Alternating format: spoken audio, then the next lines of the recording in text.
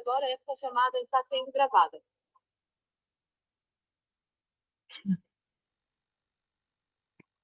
Bom dia. Estão me ouvindo bem?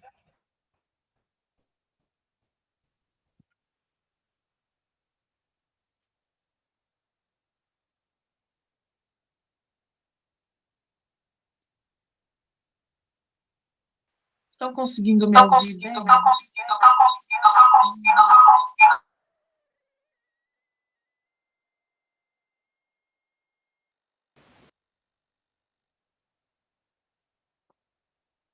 Estão me ouvindo bem, gente?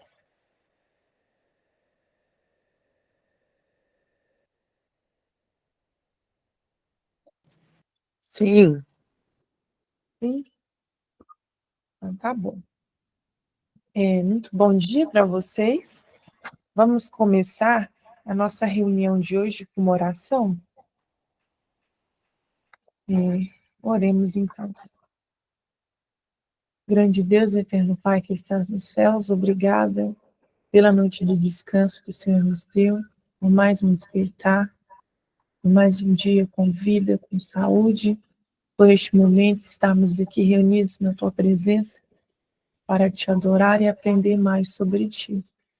Abençoe este momento de estudo da Tua Palavra, que o Senhor venha abrir nossas mentes, nossos corações, para aprendermos mais sobre Ti, para recebermos a mensagem que o Senhor tem para nós.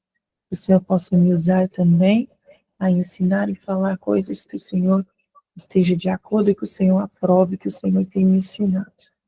Em nome de Jesus, é isso que eu venho te pedir. Amém.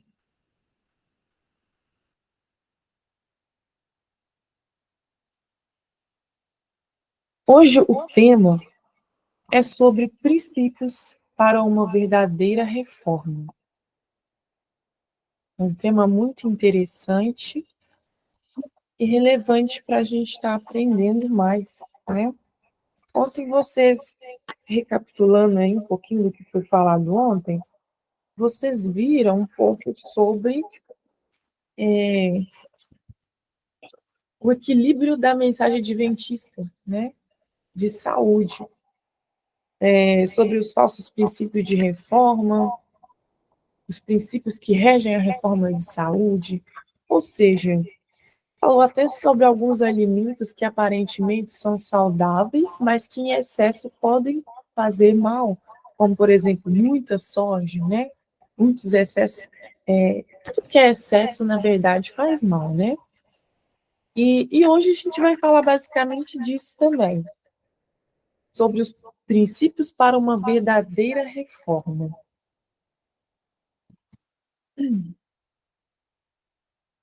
Olha só, o primeiro ponto, nós vamos ter aqui 10 princípios para termos uma verdadeira reforma de saúde.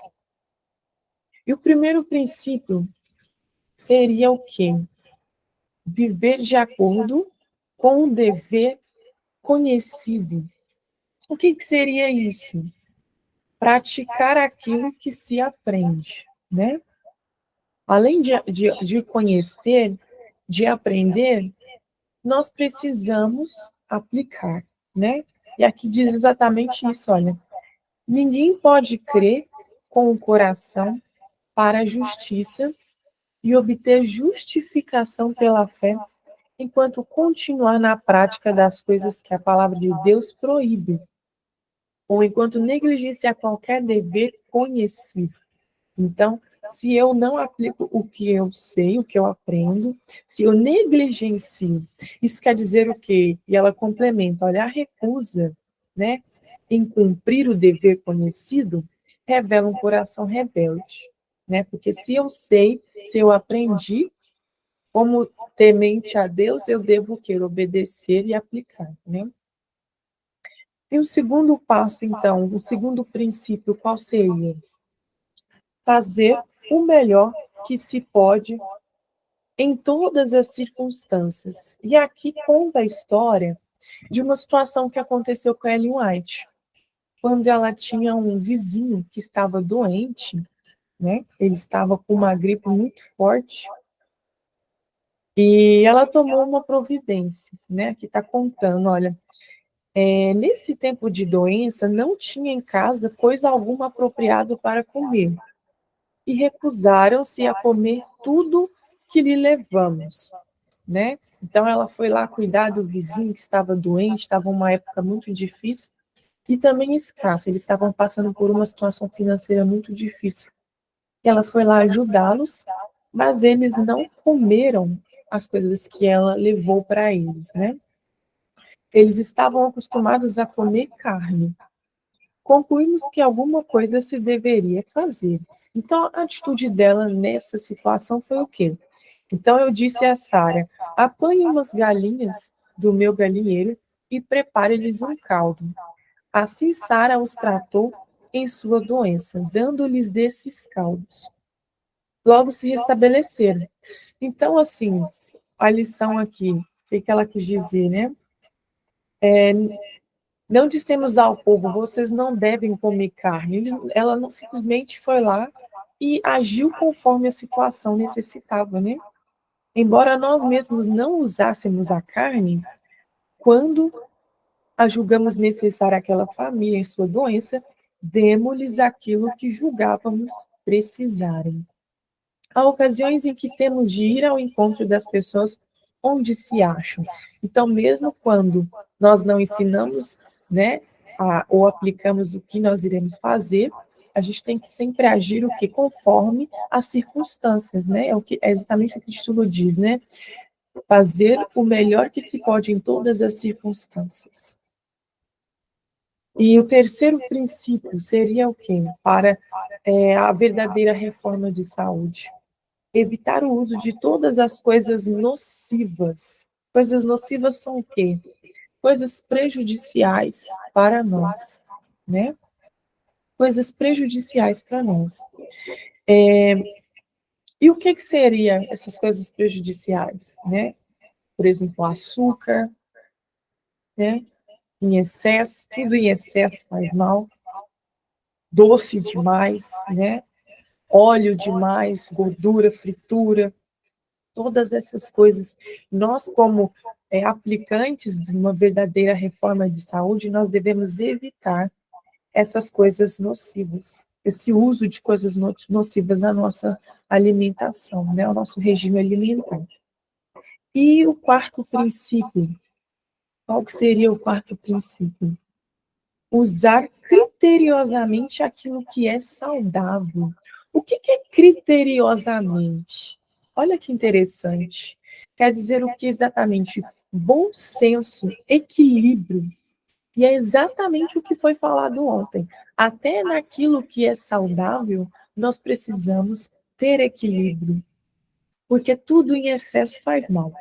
O ponto, a chave de tudo, é exatamente o quê? O equilíbrio, né? O equilíbrio. Nós não precisamos ser extremistas em excesso, né? Extremistas demais. A chave de tudo é exatamente o equilíbrio, né?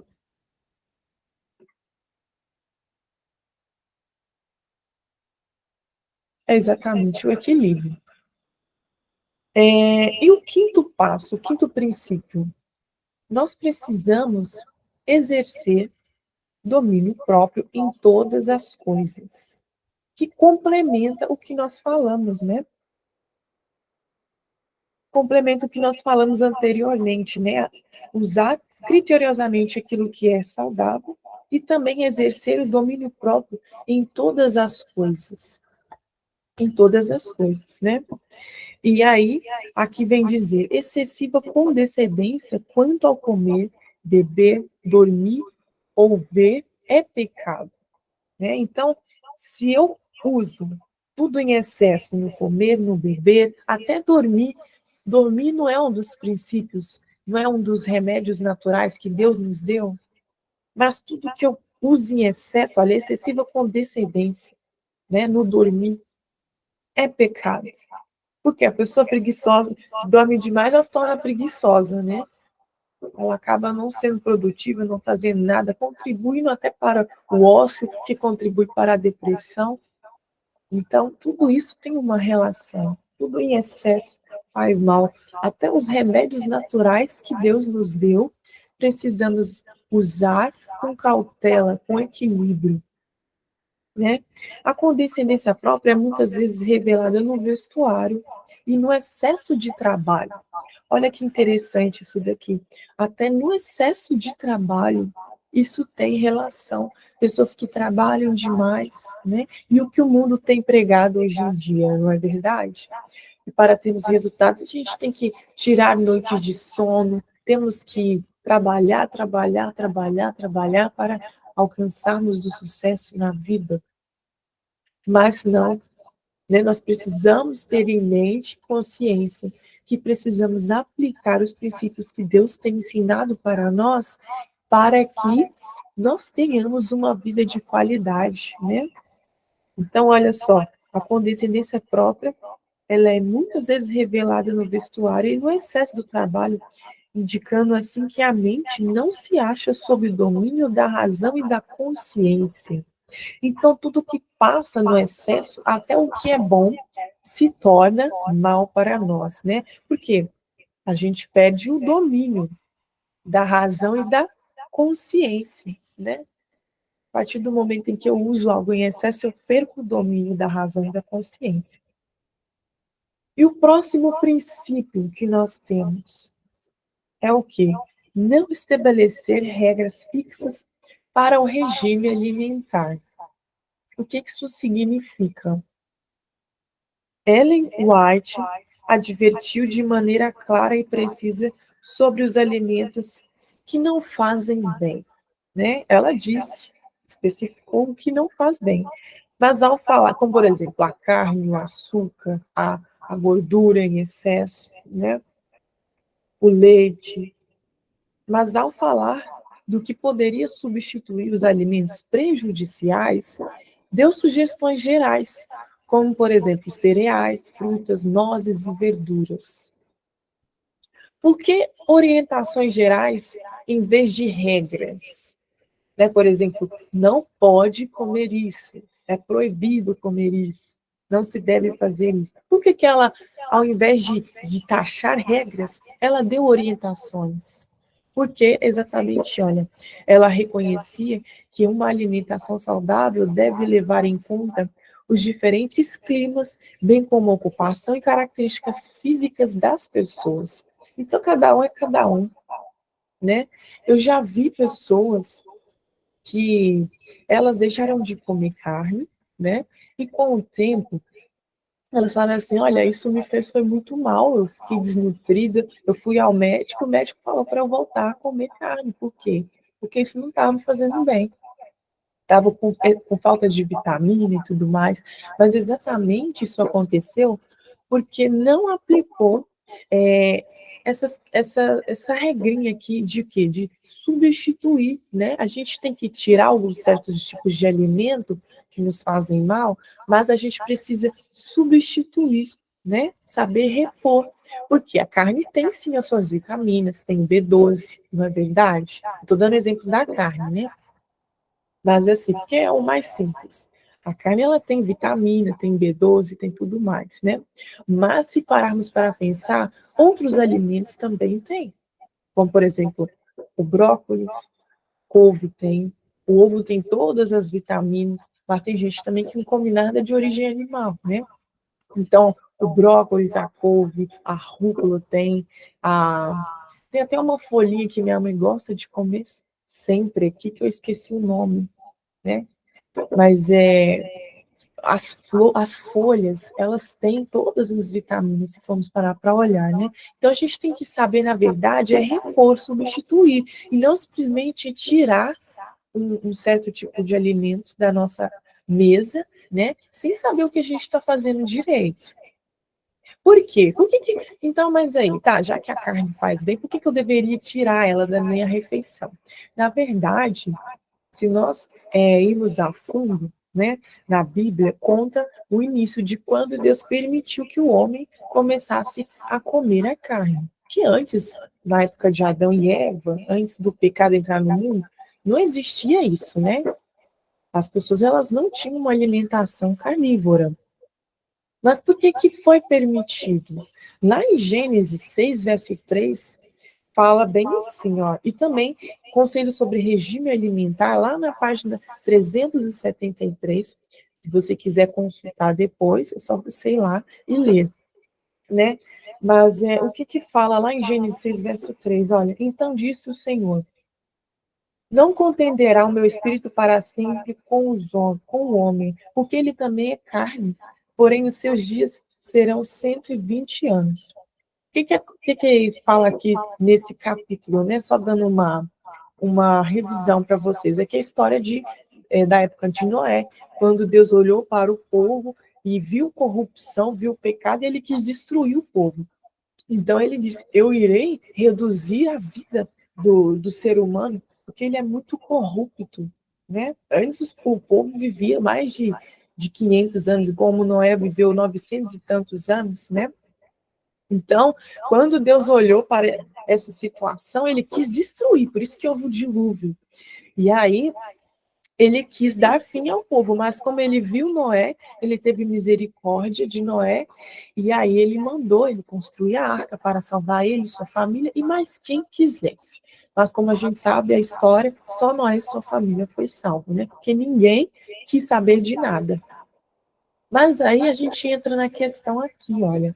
Em Conselho sobre Regime Alimentar, na página 373, diz assim, olha, permitiu Deus que aquela raça de gente longeva comesse alimento animal a fim de abreviar sua vida pecaminosa.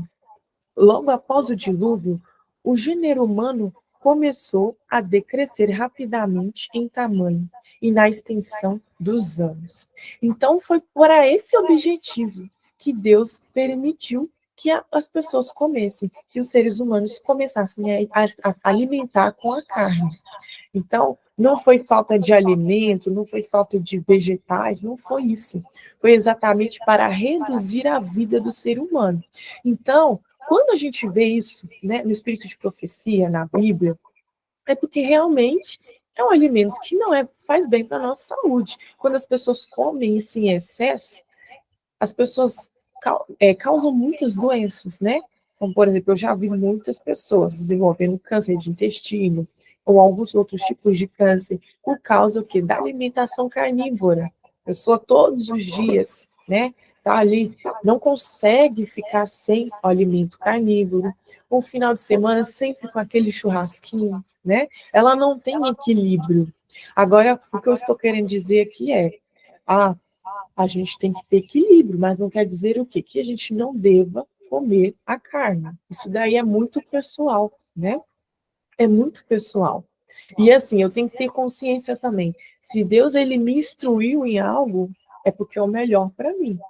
Mas ele também, ele não vai me culpar, me condenar por eu usar, por eu comer esse tipo de alimento. Porque tem gente que é extremista, né? E fala que quem come carne não vai para o céu, quem usa carne não tem relacionamento com Deus e tudo mais. Mas, na verdade, isso não é real, né? Isso não é real. Mas a gente tem que saber entender o quê? Que as pessoas precisam ter equilíbrio, né? Porque a carne realmente em excesso, ela tira a nossa lucidez mental. O que impede exatamente de nós o quê? De nós ouvirmos a voz do Espírito Santo, a estarmos mais em contato, né, com o Espírito Santo. E por isso que as pessoas geralmente falam isso, né? Os carnívoros, eles vivem o quê? Mais para o sustento dos desejos carnívoros, né? Então, essa pessoa, ela não exerce exatamente o que nós ensinamos aqui, o domínio próprio, né? A temperança, o equilíbrio. Então, nós precisamos aplicar isso em todas as áreas da nossa vida, exatamente, inclusive naquilo que faz bem para nós. Se no que faz mal, então, né? Se no que faz bem a gente tem que aplicar, imagina no que faz mal, então, né?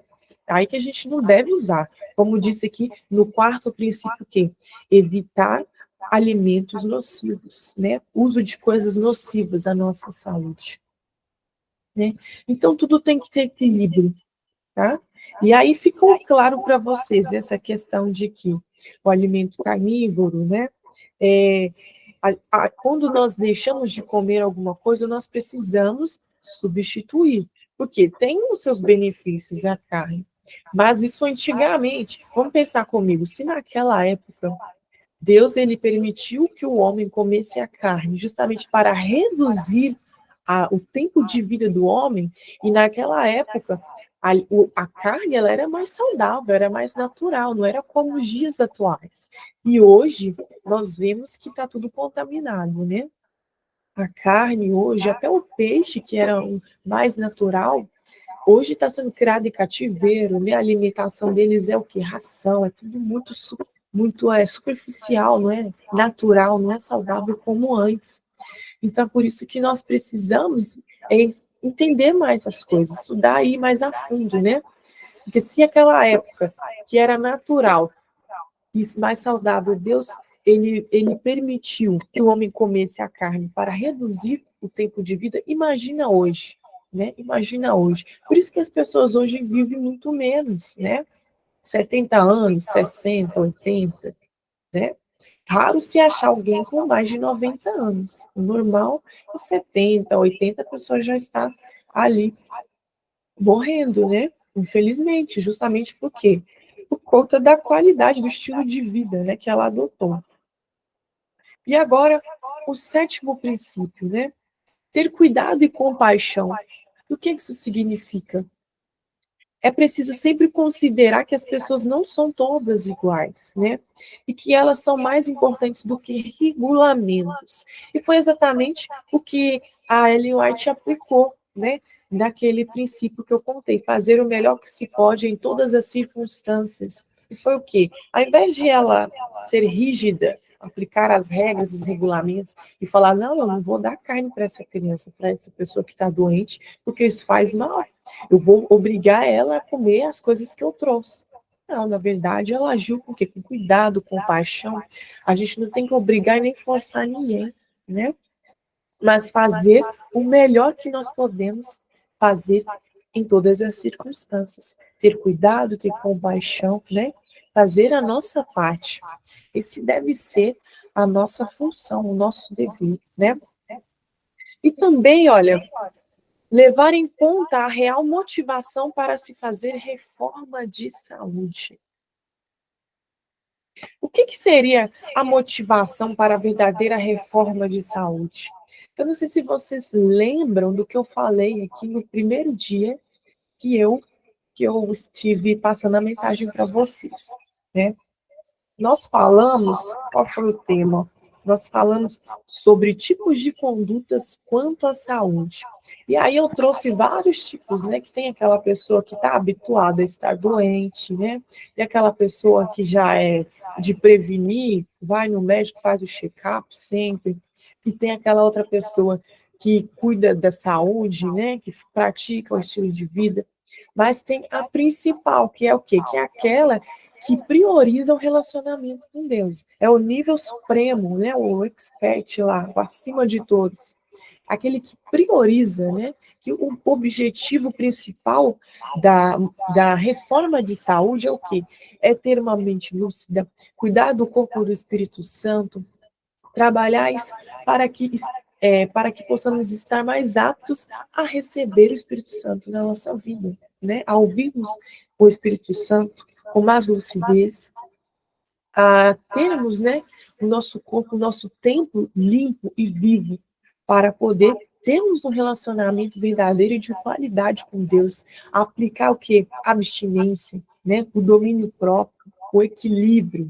Esse é o objetivo principal. E as outras coisas, como por exemplo, uma vida saudável, uma saúde de qualidade, tudo isso vai ser consequência. Mas o principal é o quê? É o relacionamento com Deus, né? Então, olha, meu Deus, eu vou ter que tá dando retorno, né? Eu vou ter que fazer um ajuste aqui rapidinho.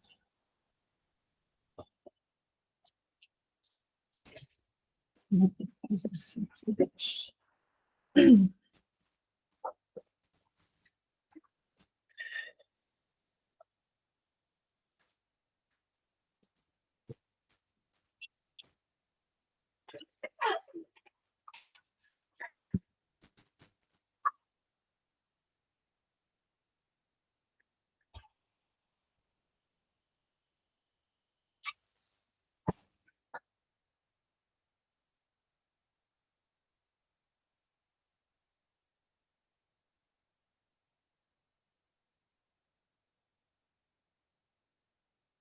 Prontinho, agora eu voltei. A Sabrina avisou, né, que estava dando retorno. Agora tá tudo certo aí? Me avisem, por favor. Agora tá tudo ok, né? Obrigada, viu, Sabrina, pelo aviso. Então, continuando, né? Levar em conta a real motivação para se fazer reforma da saúde. O oitavo princípio. Porque, como eu estava falando, a real motivação é o quê? Nós termos um relacionamento de qualidade com Deus, desenvolvermos isso, né? E o resto é consequência. E aí, nós precisamos ter isso daqui claramente em nós, na nossa mente. Porque as pessoas, elas acham que se elas deixarem de praticar algum estilo de vida que não é bom para elas, como, por exemplo, se tornar vegetariano, começar a fazer exercício físico e tudo mais, que elas serão mais aprovadas por Deus, né? Que elas serão mais amadas por Deus, né? Eu sou melhor do que o outro porque eu faço isso. Mas não, né? E olha o que fala aqui, olha. A reforma de saúde não é um conjunto de deveres pelos quais impressionaremos a Deus e obteremos seu amor. Então, isso aqui a gente não vai impressionar mais a Deus, né? E nem teremos o seu amor mais por isso. Olha só, ao contrário, é mais a revelação de um Deus amorável no que se refere melhor à maneira de evitar situações infelizes resultantes de más decisões. Olha que interessante isso. Então, Deus ele não vai nos amar mais por aplicarmos os princípios de saúde e nem irá nos amar menos por não aplicarmos. Mas é aquilo que eu disse na semana passada. Vocês aí que têm filhos, vocês falam para eles o que é o melhor para eles, não é? Vocês ensinam a eles o que eles precisam fazer, filho. Faz isso que é melhor para você. Filho, não usa isso porque isso vai te fazer mal. E é a mesma forma como Deus faz conosco.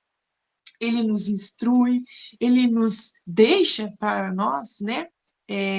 O que é bom, ele deixa para nós os ensinamentos que nós precisamos. E aí, quando nós aplicamos, nós teremos bons resultados para nós, né?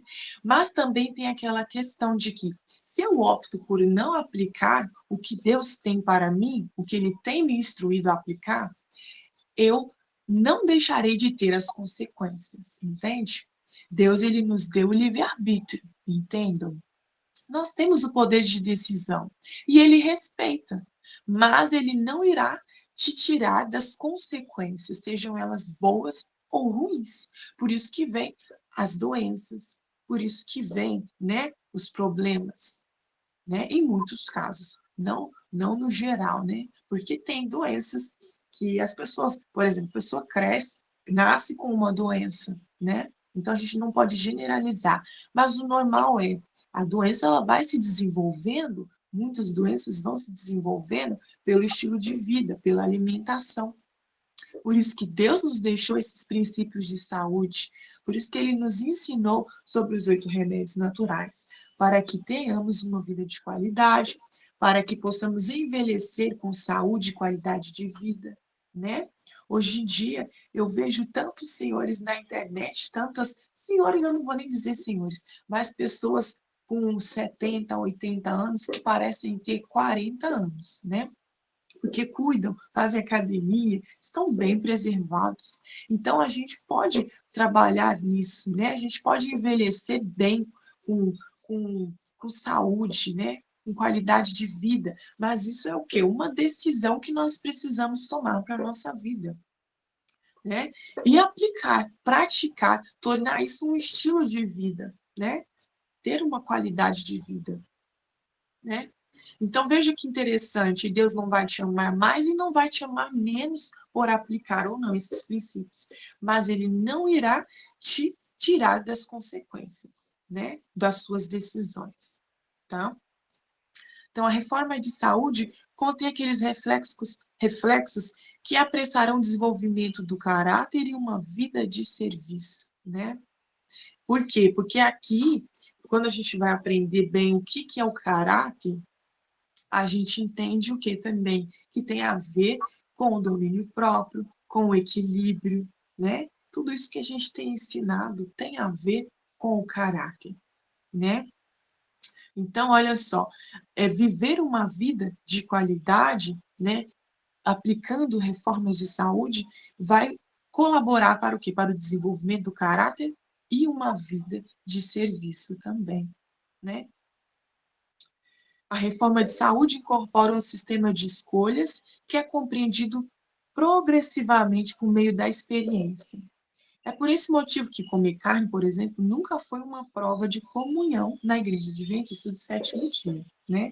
E aí aquilo que eu disse, né?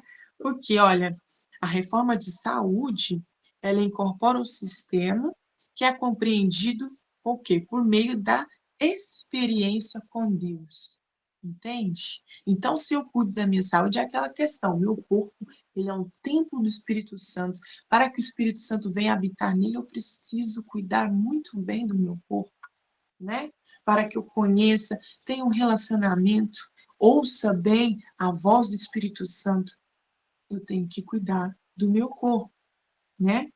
Então, essa relação, né, de que a reforma de saúde, ela vem se desenvolvendo também por meio da experiência com Deus, é por isso que tem aquela questão das pessoas carnívoras em excesso, né?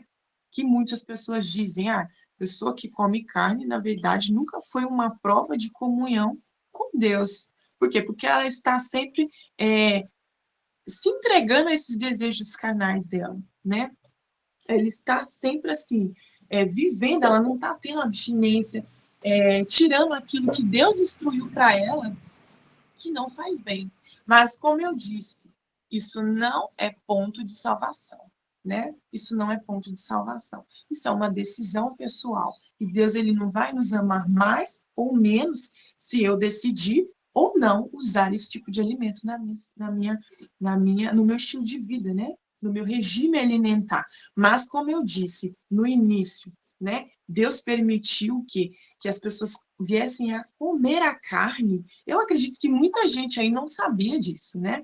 Eu acredito que muitos de vocês que estão aí não sabiam. Mas ele permitiu, e depois eu vou até repetir isso, porque algumas pessoas entraram depois.